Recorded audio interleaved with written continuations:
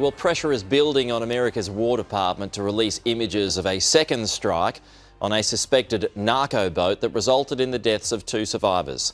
This as the War Secretary Pete Hegseth claimed he supported that second strike.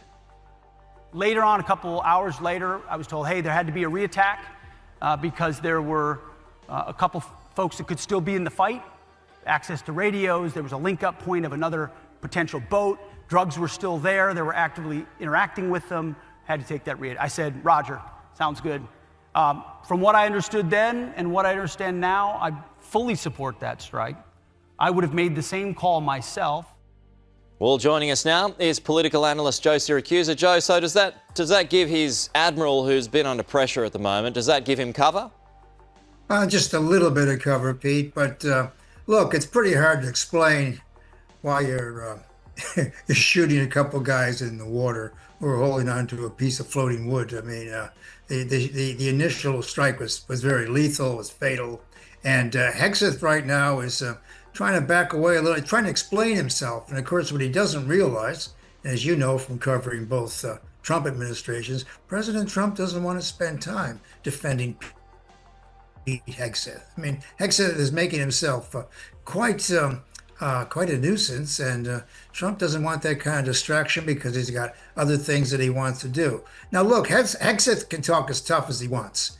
I lived through the Vietnam War era in which 2 million Vietnamese combatants and non-combatants were killed in combat, and you never know who the hell who was shooting at you. So I understand there's a problem there. But when you start to use the Air Force and the Navy to take out these ships in international waters, and then going after them the second time, you know, that is a price to pay for the Dirty Harry movies where he says, you know, make my day. Hegseth has got to really kind of cool it, but I think he's irritated President Trump the most. Because they're so tough on immigration, though, and because they're so tough on drugs, and we're talking about fentanyl, we're talking about everything here. I mean, should we be all that surprised that this is what's happened, bearing in mind that the Trump administration is already looking at declaring these cartels as terror organisations, so in effect they're taking out terrorists. And there's also this argument, well, they were just coming to America to sell drugs to people in America so they can get hooked on them. So little sympathy. Oh, Pete, so don't get me wrong. I grew up in the south side of Chicago, and there's no sympathy for drug dealers. I mean, none at all, as a matter of fact. Look, these are the bad guys.